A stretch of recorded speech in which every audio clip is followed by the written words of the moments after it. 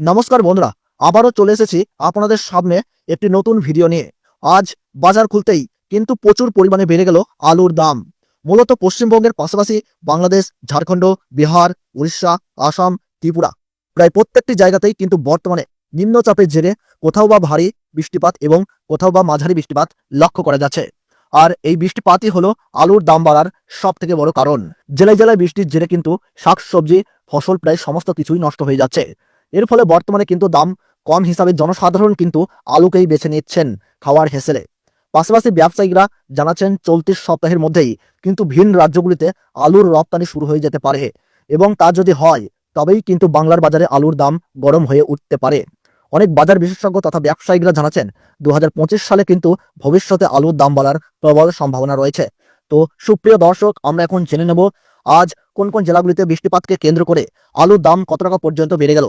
ভবিষ্যতে 2025 সালে আপনারা যারা আলু সংরক্ষণ করে রেখেছেন তারা কি আলুতে লাভ করতে পারবেন নাকি লস খেতে হবে? তো এই সমস্ত বিষয়ে যেই সব গুরুত্বপূর্ণ তথ্যগুলি চলে এসেছে, তো তাই কিন্তু আপনারা জানতে পারবেন এই ভিডিওটির মাধ্যমে। তাই বিস্তারিতভাবে জানতে হলে অবশ্যই ভিডিওটিকে শেষ পর্যন্ত দেখতে থাকবেন।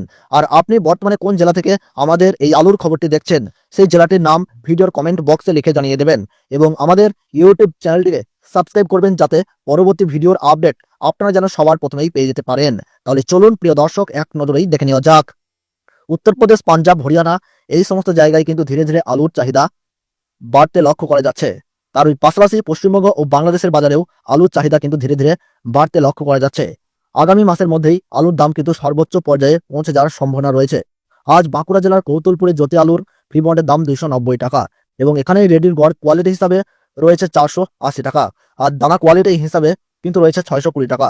বদনগঞ্জ ইউনিটে জ্যোতি আলুর ফ্রি বন্ডের দাম রয়েছে 310 টাকা এবং রেডির গড় কোয়ালিটি হিসাবে লক্ষ্য করা যাচ্ছে 480 টাকা। হাওড়ার উদয় নারায়ণপুরে জ্যোতি আলুর ফ্রি বন্ডের দাম 340 টাকা এবং রেডির দাম দানা কোয়ালিটি হিসাবে লক্ষ্য করা যাচ্ছে 650 টাকা। পশ্চিম মেদিনীপুর জেলার চন্দ্রকোনা রোডে জ্যোতি আলুর দাম কিন্তু আজকের দিনে রয়েছে 300 টাকা এবং রেডি আলুর দাম কিন্তু গড় কোয়ালিটি হিসাবে রয়েছে 480 টাকা। মেমারিতে জ্যোতি আলুর ফ্রি বন্ডের দাম কিন্তু রয়েছে 330 টাকা এবং রেডির দাম দানা কোয়ালিটি হিসাবে লক্ষ্য করা যাচ্ছে 640 টাকা। চন্দ্রমুখী আলুর দাম বর্তমানে কিন্তু আজ চলছে 640 টাকা। আটপাড়া ইউনিটে জ্যোতি আলুর ফ্রি বন্ডের দাম রয়েছে 310 টাকা।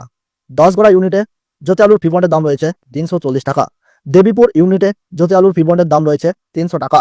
সুপ্রিয় দর্শক, বাজার বিশেষজ্ঞ তথা ব্যবসায়ীরা জানাচ্ছেন 2025 সালে পশ্চিমবঙ্গের বাজারে আলুর দাম কিন্তু প্রচুর পরিমাণে বাড়ার সম্ভাবনা রয়েছে। অনেক চাষিরা ঋণ ধার করে মাঠে আলু চাষ করেছেন, কিন্তু যদি আলুর দাম ঠিকঠাক না পাওয়া যায় তাহলে তাদের লস খেতে হবে, যার ফলে তারা ভবিষ্যতে আলু চাষ নাও করতে পারে, পরিবর্তে তারা ভুট্টা চাষ করবে। কিন্তু বর্তমানে যা অবস্থা, ভারত, নেপাল ও ভুটানে আলুর রপ্তানি শুরু করবে বলে জানা যাচ্ছে, যার ফলে আলুর দাম বৃদ্ধি পাবে পশ্চিমবঙ্গের বাজারে। তার ফলে চাষিদের মুখে হাসি ফুটলেও সাধারণ মানুষের মুখে চলে আসবে দুশ্চিন্তার ছাপ, কারণ আমরা দৈনন্দিন জীবনে আলুর ব্যবহার করে থাকি বিভিন্ন রান্নাতে। এবার আপনি বলুন, আলুর দাম বৃদ্ধি পাওয়া উচিত না কম থাকাই উচিত?